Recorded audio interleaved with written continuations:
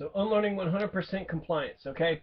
So Ray Salazar wrote a piece for the Chicago Now which encapsulated this idea well. Instead of fulfilling the expectations of meek, passive, and low-achieving stereotypes, we need to teach so our low-income black, brown, and even white students create realities that contradict the history of oppression.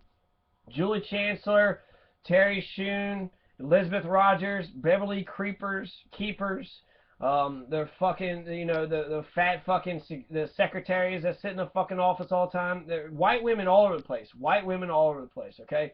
So you can't get away from it. I can definitely work with white women. I can work with anybody that's willing to work with me. Julie Chancellor wasn't willing to work with me. She couldn't even have a discussion with me. And Elizabeth Rogers went ahead and took that to a whole nother fucking level. She couldn't have a fucking discussion with me? Well, fuck you. What do you mean, fuck me? I did everything she told, but she wasn't even willing to have a fucking conversation with me because I have different ways of, thinking about things, but she didn't give a shit. She just wanted to be like, 100% compliance, all about, this, how to teach like a champion, which is a book I got here. I keep on looking over here to see if I got it somewhere. But how to teach like a champion. That's the book that Spalding University was using. That's Jennifer Mangio, and then that's Terry Shoon and Karen Dunnigan, all the fucking white women I've been talking about. Okay, so they're sitting there talking about, the history of oppression. They're the history of oppression. Karen Dunnigan once said, well, what can we do about the war? Oh, who gives a shit? Let's just fucking do as I tell you to do. Who gives a fuck? Well, that's the reason why we have wars, because of blind obedience to authority. We have war, genocide, and slavery. The worst human atrocities, the worst atrocities in human history come about because of oppression to or blind obedience to authority. That's what Karen Dunnigan is teaching. She wouldn't fucking understand how to stop the fucking war because she's the one perpetuating this shit. Okay? So, we have white supremacist system. Okay, I'm going to say it like this. We don't have as much overt racism. There's not lynching and there's not slavery, like the earlier histories of America. But there's covert. There's like 10 or 20% that's just fucking racist bigots. That's not what I'm saying. There's covert racist. Okay, there's white women that say, I'm white and I'm proud. Well, fuck you. You're not actually white and you're accepting a fucking privilege and a history of oppression that you shouldn't fucking accept. You should fight against that. You should not say, well, I'm white, so who gives, But maybe her whiteness has actually helped her out. So 75% to 90% of the education system are white women. And they're teaching the history of the oppressors. They're not teaching the history of the oppressed. So one of the teachers had asked me if I read Howard Zinn, and I knew he was cool. He was sort of a dictator, but he was down with Howard Zinn. So he knew his history, and he was, he was a dictator. And so I was able to stomach him because he was able to stomach me, right? So we was able to work together. And there's even one in an exchange where I was sitting there having a debate with one of the students, and he came over and he says, well, you just need to do this. And I was like, oh, okay, Massa, whatever you say, Massa. I could never have made that joke with her. She's a fucking stupid-ass fucking psycho bitch. There's no air around her. And she's she's one of the motherfuckers that just looks for something to fucking bitch about. Because she has nothing else, she don't have enough struggles in her fucking life, right? She's never had to struggle whatsoever. Her entire life has just been fucking cake. And the way that she thinks that she's going to fucking educate is by dumping on the oppression as much as possible. She don't know what it's like to be oppressed and to have to, when you're oppressed, shit just fucking comes at you. You don't need to ask for it. You don't need to go someplace to ask for shit to happen. Shit will just fucking happen. She's a privileged white woman, $55,000 a year. She's been fucking teaching for how fucking long. She's not a Kentuckian. She's not from around here, but who gives a shit, right? She's a white woman. She's oppressing the kids. All these fucking child beaters around here, they fucking love that shit. Oh, you're oppressing my kids? I oppress them at home too, so good. I oppress them, you oppress them, let's all oppress them. Who gives a fuck? No, the children are our future, and we should be, I don't know, a part of it is sort of, it's irresponsible because I can't save all of society, but I can, raise my own kids the way I want to raise them. So part of me is like, fine, fuck up your own kids. Beat your own fucking kids up to where they're fucking stupid and don't know what the fuck is going on and they're fucking prone to violence. It doesn't fucking matter. You want to fucking have your kids go to a white massa, sitting there fucking kicking them out of fucking class and getting them suspended and shit. I'm glad that there's people that stand up for this shit and what's going on, but the people that don't give a fuck, fuck them. You know, I think they're trying to fuck themselves up. They're fucking their kids up. They're fucking their whole lives up. And I don't know. I mean, that actually will come back to haunt us because they're not. You know, you don't own your kids. It's a catch and release program, right? So you raise them so they can be released out into the wild and they'd be able to fucking succeed and do well. Well, by the time they're 18, that's what we're supposed to be doing. But people would rather just have them oppressed. They're not catching them release, and they're not teaching them to be. And so when we have a catch and release type of program when they're 18 years old, especially child beater fucking parents that beat their fucking kids when they turn 18, get out of my. What, you don't want to listen to me no more? I can fucking beat you up. Well, I can't beat you up no more. Well, I'm gonna kick you out, right? You get off my fucking property, and now just fucking die off in the fucking, out in the world. Well, that's not right. That's not cool. So the problem with having a society where everybody beats up their fucking kids and oppresses their fucking kids and not give a shit about children's rights or who they actually are or developing themselves or their spirituality or their souls or their autonomy or their strength or their power or their sense of awareness or consciousness or spirituality, morality, ethics. Instead of developing any of that stuff, they're telling them to shut the fuck up and then they're putting them outside. Well, you're creating a broken fucking person is what you're doing by doing that. And you don't think that broken person is going to fuck up society? You don't think it's going to come back to haunt you? In fact, I think that's poetic justice. You get mad about the 200 kids rioting in Louisville. Look at the fucking school system. They've been spinning black kids left and right. And why? Because it's white teachers, white female teachers that don't understand. Here's Sophia Johnson. Sophie Johnson is a white girl from Portland, Oregon, teaching brown and black kids from New Orleans, Louisiana, and she taught them to comply. She rewarded them for being followers. In doing so, she perpetuated a racist system that teaches children of color, above all, that they need to do as they're told, even if it doesn't make any fucking sense to them.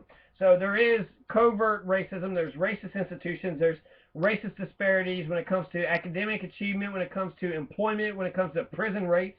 Over 50% of prison rates, fucking black people. There's a pipeline, school to prison, right? So you have a young black kid goes in front of these white fucking teachers. They're oppressors. Do as I fucking say, or else I'm gonna fuck up your life. They fuck up the kid's life, and then he's in fucking jail, at 14 fucking years old. Yeah, great fucking opportunity. I'm so glad the law forced me to fucking put my kid in a fucking school and an education system that was gonna turn them out and throw them in the fucking prison. And that's what happened. That's what's going on right now. Sophie Johnson recognizes this. Don't even ask anybody at Spalding University. They don't know shit. They have no talents. They have no skills. They don't know anything about what the fuck they're doing. All they know is how to oppress. Okay? They know how to. They're very good at oppressing. I'll give them all the credit in the world when it comes to the oppression. The oppression is top notch. When it comes to Spalding University, they don't give a fuck if you're a respectable person. If you're a black man in Terry Shoon's class, you had a man that was dressed in real nice tuxedo, had a vest, had a tie, dressed in a 4 or 5 piece suit. He's in fucking teacher training school. He wanted to have good fucking conversations about what's going on, in this world. But he didn't, for 3 hours, he would just sit in a fucking seat and not say shit. And then he didn't get any of his work done. And then he just dropped out of the fucking class and then we never saw him again. But who gives a fuck, right? It's Terry Shoon. She's a fucking white woman. She could fuck over old black men. She's doing this to black men, old black men. Spalding University is fucking old black men over. So is it that big of a surprise to see them fucking young black boys over, or girls, or white kids, or brown kids, or anybody else's kids? Like, that's what they're fucking doing. That's what they're fucking doing. So at least Sophie Johnson, there is one white woman, right? She knows what's going on, and she's talking about it, and she's saying how bad she feels about oppressing people. She has a conscience. That's something at Spalding University. They have no conscience whatsoever. They're incapable of empathizing with other people. They have no empathy whatsoever. They're a bunch of fake fucking. It's fake generosity if they're ever nice to you, but they're just being pleasant until they don't have to be pleasant no more. So when I was a kid, I was wiggly. I remember sitting in my first grade classroom and listening to a teacher read a book about goats while braiding my friend Taylor's hair. I listened better while I was braiding. So here's this hypocrite, right? She's sitting there saying she wants 100% compliance from her students, but when she was growing up, she was allowed to braid somebody's hair.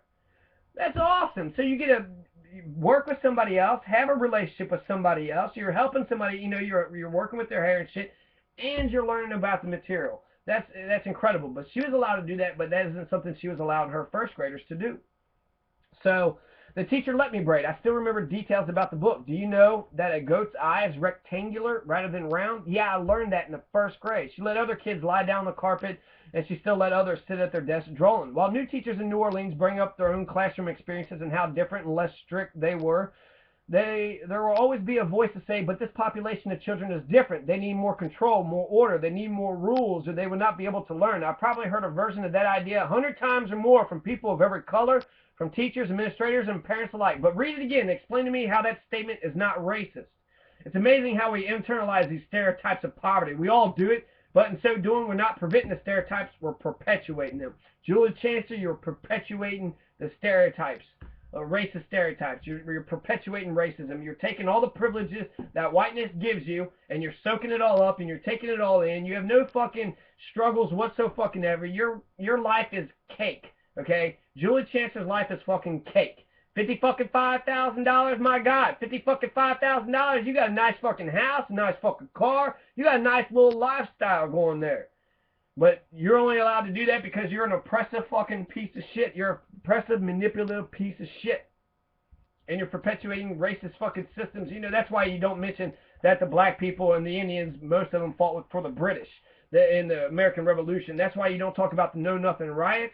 That's why you talk about all these bankers as if they're somebody fucking good. You're teaching all the fucking wrong facts, but you don't give a shit. You're a tyrant who's a liar, and you're forcing compliance, and you're teaching false information, which is more deadly than just, you know, manipulating somebody is pretty bad, but when you're manipulating them and lying to them, like, what is the student supposed to do in that fucking class? Just sit there and accept all the fucking lies?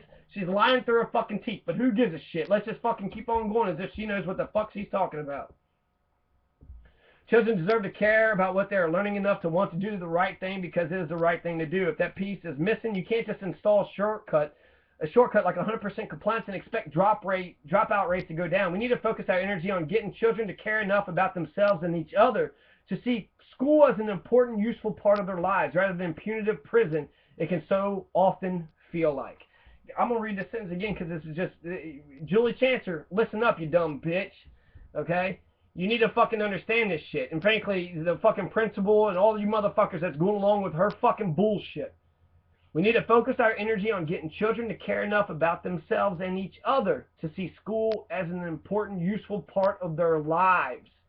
It's not an important part of their lives. It's totally once you learn math and reading and writing, you've learned all that school has to offer. There might be vocation. You might be able to learn a trade here and there. You might be able to get into some specialized education. You might be able to get a teacher that actually gives a shit about you and you can actually learn something. But when it comes to real learning, that is all you're going to learn.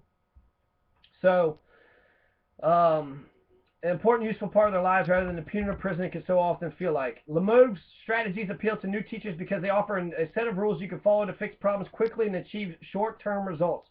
I'm not trying to rip all of his techniques away and say, in my 6 years in the classroom, I found that all these rules are useless and bunk. Lemauve is a smart guy, and some of his techniques are indispensable. Chapter on positive framing is really helpful, and so is the one about normalizing error.